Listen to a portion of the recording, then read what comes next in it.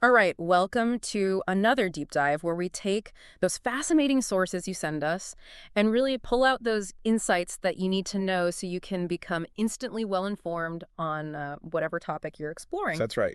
This one is especially intriguing, I gotta say. Yeah. We've got a whole bunch of material here, everything from understanding, how energy and quantum stuff connects to, the power of our own minds. Ooh, This whole idea of like shaping reality. absolutely. So our mission in this deep dive is to kind of show you how these things that seem so different might actually connect, Yeah. and maybe offer you some practical tools to like feel more empowered That's the goal. and actually create some change in your life. And we're not talking about like waving a magic wand or anything like that. No.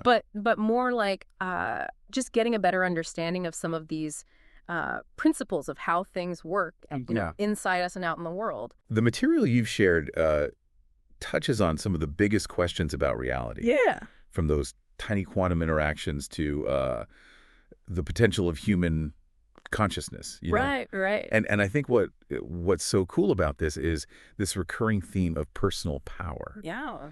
This Yeah. idea that you might have more influence over your experiences Yeah. than you think you do right now. Okay, so let's unpack this a bit. And I think a good place to start would be with this whole idea of energy control. Right? Um, One of your sources talks about this feeling that there are hidden systems at play, Right. affecting your thoughts, your emotions, even what you desire. It's Yeah. like, you might sense it, but you don't really understand where it's coming from. Right. It's interesting how quickly the source kind of brings the subconscious mind into the mix. Right, Like it's presenting the subconscious as the body's control panel, right. and suggests that in a way it's been hacked. That's the word it uses. Oh, wow. Now, whether or not you buy into this idea of an external force doing the hacking, I think this idea of the power of the subconscious is fascinating. Absolutely. Think of it this way. Your conscious mind, Yeah. you're like, a single spotlight. Okay. Your subconscious is like a stadium floodlight, Mhm. constantly gathering information. Wow. So if you can learn to aim that floodlight, you might unlock potential you never knew you had. That's a great analogy. Yeah. Okay, so then it jumps to this very empowering concept of taking it back, Right. right? Like, what's that first step to break free from this feeling of being controlled? The first step, according to this source, is becoming aware of energy itself. Oh. So you see, it's not some kind of mystical thing. Right. It's a fundamental aspect of the universe, everywhere, Yeah. present in you, all around you. And it even brings in like basic science here. Okay. It talks about those tiny particles Yeah. that make up everything, Right. that are constantly buzzing with energy. Which makes sense. When you Yeah. think about it, everything is ultimately made of energy. Absolutely. But then the source also talks about how our brains constantly filter this huge amount of information coming in. Mm-hmm.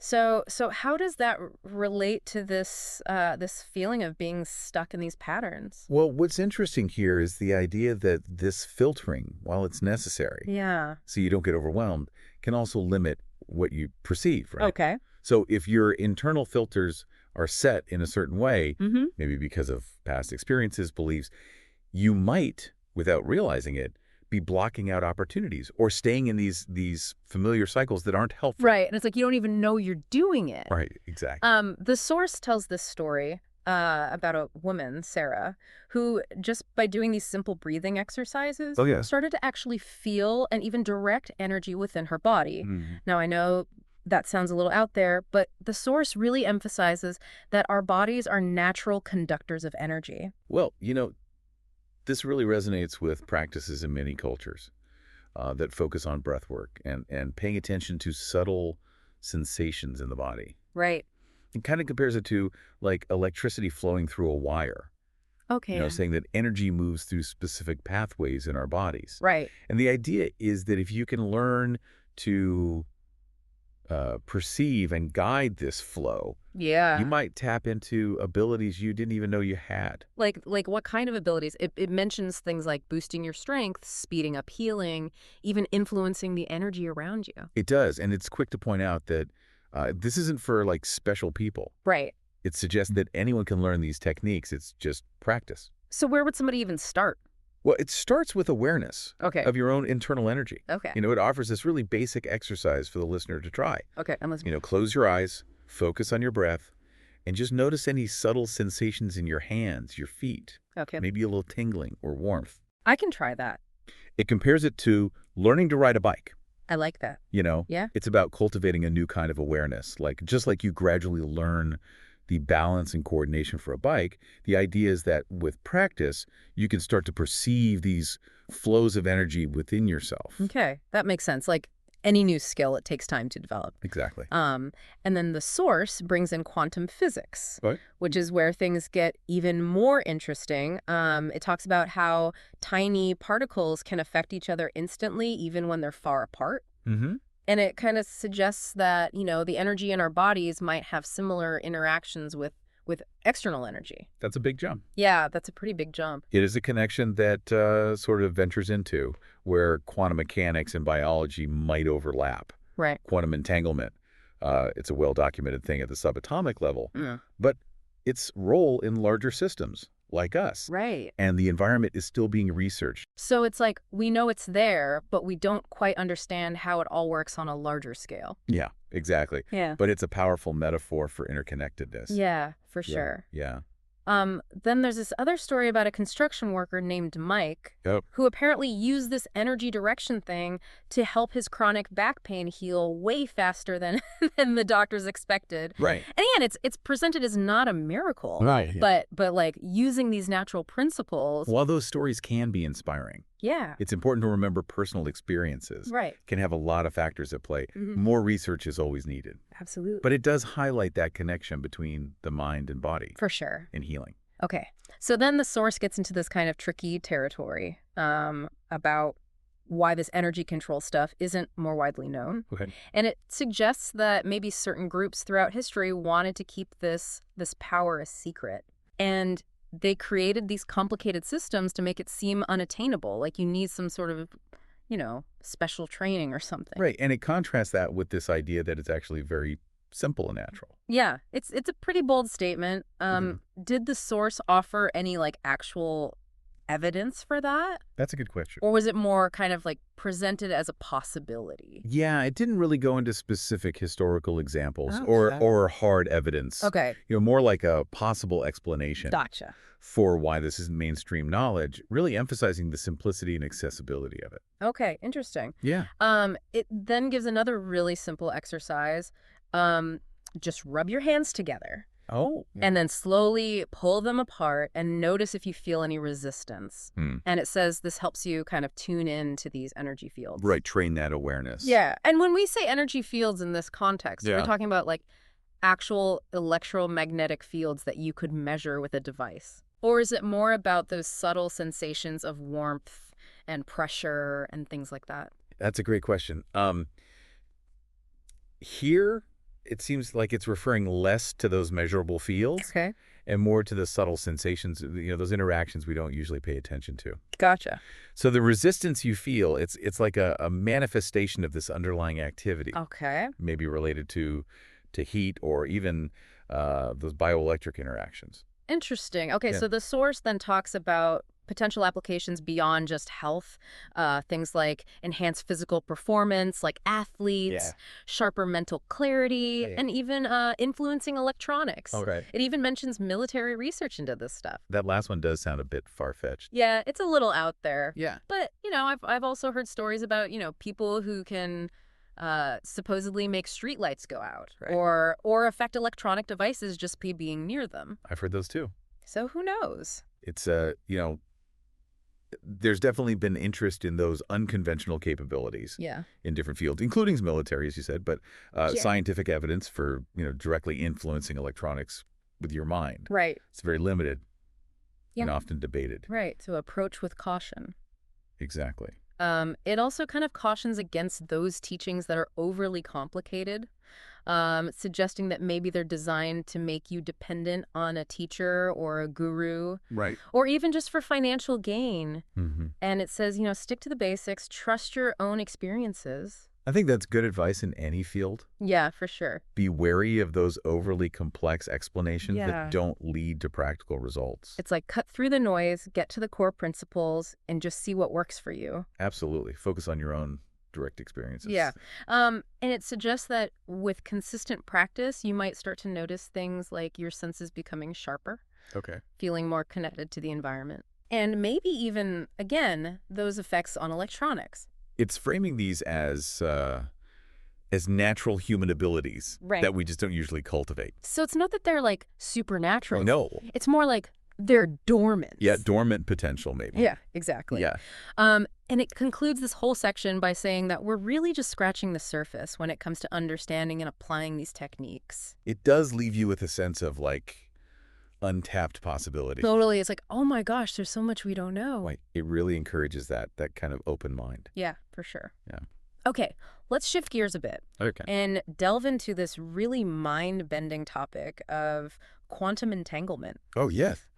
Your sources describe it as this phenomenon where two tiny particles Right. become linked in a way that their properties are instantly correlated no matter how far apart they are. Spooky action at a distance. Yeah, exactly. It uses this analogy of two special coins that always show opposite sides when you flip them, even if they're like miles apart from each other. So it's a fundamental concept Yeah. in quantum mechanics. Yeah. And that coin analogy it's a helpful way to kind of grasp the idea, although it is simplified. Right, right. But the point is, when particles are entangled, they share a linked fate.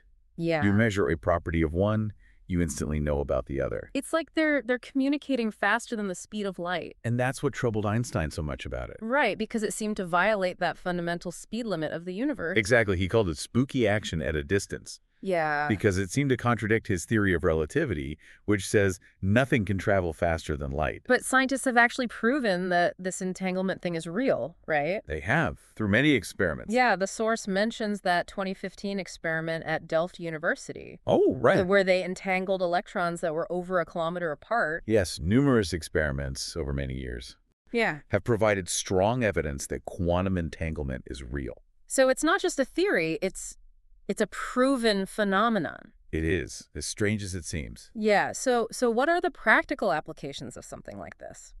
The source talks about quantum computers as a major one. Right, quantum computers, by using entanglement Yeah. and other quantum principles, Yeah. could revolutionize computing. You know, Oh, okay. they have the potential to solve incredibly complex problems, Yeah. like drug discovery Wow. or new materials Oh, okay. at speeds that are just unimaginable for the most powerful computers we have now. So this could be like a game changer for all kinds of scientific advancement. Absolutely. It could transform many fields. It also talks about improved measurement tools Yes. for things like gravity, magnetic fields, even time. Right. And it says this could lead to way better GPS, more efficient ways of finding resources, like minerals and stuff, and a deeper understanding of Earth's structure. Quantum entanglement allows for incredibly sensitive and precise measurements. Yeah. So it's pushing the boundaries Yeah. in many areas. It's pretty mind-blowing when you think about the implications. It is. And then there's this idea of using it for ultra-secure communication networks. Right. It even mentions China's quantum satellite. Yes. It sounds Yeah. very sci-fi, doesn't it? It really does. It's like straight out of a movie. But it's happening. Yeah. The core benefit here is truly unbreakable communication, Okay. quantum key distribution, Yeah. which uses these entangled particles, Yeah. offers security that's theoretically impossible to break. Wow. Because if you try to eavesdrop, Yeah. you disrupt the entanglement, Oh. and that alerts everyone. That's incredible. Yeah. But then the source goes even deeper, suggesting this possibility of a vast network of entanglement Wow. connecting everything, Yeah. which gets very philosophical. It does. It's suggesting a shift in our understanding of the universe. Yeah. Right. If entanglement isn't just these isolated particles, but a feature of reality itself, Yeah. it implies a much deeper connection between everything. Right. It's not just that things are close together. Oh. It's that they're fundamentally linked. Exactly. And this Yeah. idea, while still being explored scientifically, Yeah. it echoes those ancient philosophies about interconnectedness. Right. But now with potential scientific backing, Exactly. it even goes so far as to say that atoms in our bodies Yeah. might be entangled with atoms across the galaxy, Mm-hmm. and that our choices could have these far-reaching quantum effects. It's getting pretty speculative here. Yeah, it's really stretching the imagination. Going beyond the current evidence. Right. But it's an interesting thought experiment, Yeah, for sure. you know? It does mention, though, more recent experiments that are showing entanglement of larger objects, Okay. like tiny diamonds, Right. even living bacteria. Which suggests that quantum effects might play a role in biological processes, and perhaps even in brain function. That's pretty incredible. It is. These are exciting developments. Yeah. Entangling larger, more complex systems, Hmm. including biological ones, is a big step. Yeah. So it's like we're starting to see evidence that this quantum stuff Yeah. isn't just happening in a lab somewhere. It Right. might be happening inside of us. And that idea of quantum processes in the brain, Yeah. it's fascinating. Right. And it's being actively researched. Okay, so potential future applications still sound pretty incredible. These super powerful computers, Right. totally secure communication, Yeah. incredibly precise medical sensors. Yeah. I mean, it sounds like we're on the cusp of some huge technological leaps. Absolutely. The field is advancing so rapidly. Yeah. There are major investments. Yeah. Breakthroughs are happening all the time. Yeah, it's exciting to think about. Yeah. It does acknowledge the current difficulties in controlling this entanglement, like how sensitive it is. Mhm. You need these incredibly isolated conditions. Mm-hmm. And it mentions research by, big tech companies, quantum internet initiatives. So this isn't something we're going to have, in our phones tomorrow. No, not tomorrow. But it does seem like it's moving in that direction. Right. And it ends the section by suggesting that truly understanding entanglement Mhm. might require us to totally rethink our concepts of space and time. It does. Like, what if reality isn't as solid as we think it is? Right. And maybe everything is much more connected Right. than we perceive. It really makes you question, the very nature of existence. It really does. Yeah. All right, so we've talked about energy and this spooky action. Yeah. Now let's dive into this idea of the brain functioning like a quantum computer. Okay. The source highlights this huge difference in processing power Right. between our conscious mind, which it says processes about 40 bits per second. That's not a lot. No, not at all. And our subconscious mind, which clocks in at a whopping 40 million bits per second. That's a huge difference. Yeah, I mean, that's incredible. So what does that tell us? What's the key implication for the listener? I think the crucial thing here is the sheer power of that subconscious mind Okay. and how much it's handling without you even realizing it. Hide. Think of your conscious mind as the tip of the iceberg, Mm-hmm. visible, directing attention. Right. But the subconscious is the massive part underneath, Right. managing all these processes, memories, skills. Yeah, that classic iceberg analogy Yeah, exactly. really paints the picture. The subconscious is running things like your breathing, your heartbeat, Right. storing memories, Yeah. skills, Right. and it's constantly absorbing information from your surroundings, Like when you're driving a car, for example. Exactly. When you Right. first learned, Yeah. you had to focus on every little detail, Hmm.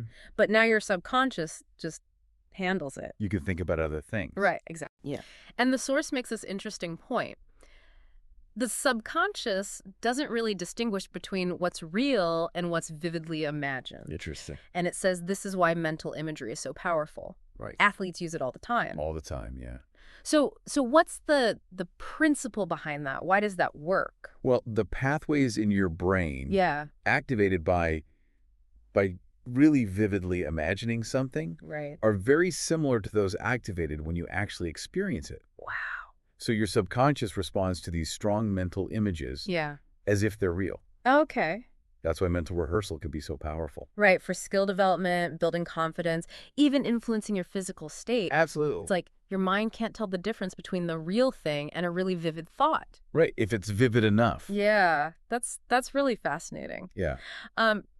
The subconscious is also described as this filter for reality, right? Mhm. It kind of highlights information that aligns with what we already think and believe. And, the classic example is you buy a new car. Yeah. Suddenly you see that car everywhere. Right. I've definitely had that experience. It's called the Baader-Meinhof phenomenon Oh. or frequency illusion. Okay. Your conscious mind focuses on something. Yeah. Your subconscious starts looking for it. Interesting. It's like it was always there, Right. but you didn't notice it. Right. Now your filter is tuned in. And the source says that this filtering system probably evolved to help us, detect threats and survive. Right.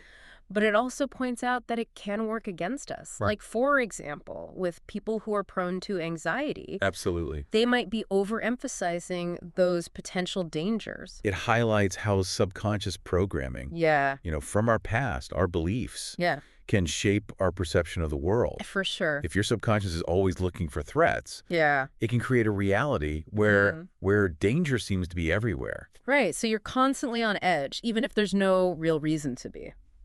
Exactly. But the good news, according to the source, is that we're not stuck with this programming. Right.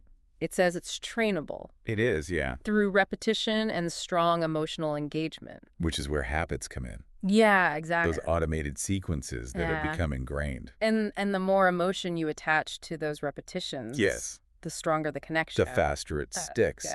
Yeah. It also mentions how our subconscious can kind of work on problems in the background and then deliver these insights. Yeah. Even when our conscious mind is busy with something else. That aha moment. Yeah, exactly. It's like you've been struggling with something Yeah. and then you're, taking a shower or walking the dog. And it hits you. And suddenly the solution just pops into your head. Your subconscious has been working on it. Yeah, it's like it's been processing in the background. Yeah, making those connections. Yeah, and the source says that the subconscious doesn't communicate in words, but through images, Interesting. feelings, symbols. Right. So our dreams could be meaningful. Yeah. And emotionally charged experiences really stick with us. Because they create strong imprints. Right. Yeah. And because the subconscious responds more to feelings than to logic. Mm-hmm. The source suggests that we can use this to our advantage, A whole lot. feeding it positive and empowering images and emotions. That sounds like visualization. Yeah, exactly. It's like the foundation of a lot of those techniques. By consistently exposing yourself to positive imagery, Yeah. you can start to reprogram those patterns Okay. and shift your mindset, So it's not just about thinking positive thoughts. It's Right. about really feeling them. creating those strong emotional connections. Yeah, and then practicing new skills with our full attention. Yes. Apparently strengthens those pathways in the subconscious. It reinforces the connections. Right, making them automatic eventually. And requires less conscious effort over time. Like, it's like building those mental muscle memories. Exactly. The source uses this analogy of the conscious mind being the programmer and the subconscious mind being the program, I like that. highlighting how they have to work together. It's a great way to think about it, Yeah. Your conscious mind sets intentions, Yeah. directs focus, Right. but it's the subconscious that runs the show. Executes the commands. Right. And it keeps reminding us that our subconscious is always learning, Always. processing, working to help us survive and thrive. It's a tireless engine. Yeah, it's like this hidden superpower we all have. Absolutely. And the big takeaway here is that our conscious thoughts, the choices we make, Right. actually program those subconscious responses. So we're not just, at the mercy of whatever's programmed in there. No, exactly. And by being mindful of what we're feeding it, Right. our thoughts, our feelings, even the media we consume, Right. we can actually change how it operates. You have more agency than you think. Yeah. Yeah, that's a really empowering message for the listener. It is. All right, let's move on to this intriguing concept of synchronicity. Okay. Those meaningful coincidences that happen. Oh, Like if you think of someone and they call, Right. or you keep seeing recurring numbers. Have you experienced things like that? Oh, all the time. It's like, what are the chances? Right. A lot of people report these kinds of coincidences. Yeah. And they often feel like there's more to it Yeah. than random chance. Right. The source mentions Carl Jung, Okay. who observed that these synchronicities seem to Oh. happen more Yeah. when people are focused on something important in their lives. So the more we focus our energy on something, the Mhm. more we're likely to see related things happening around us.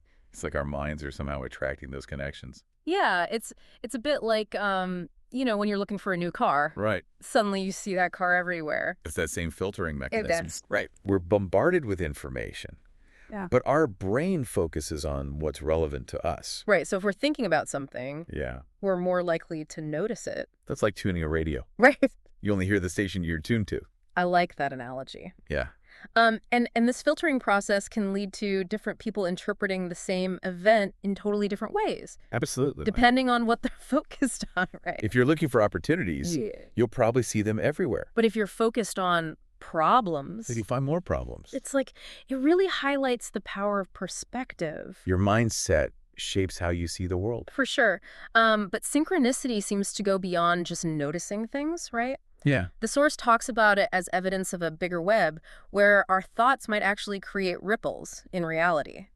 Interesting. And the stronger our thoughts, the stronger the ripples. It's a powerful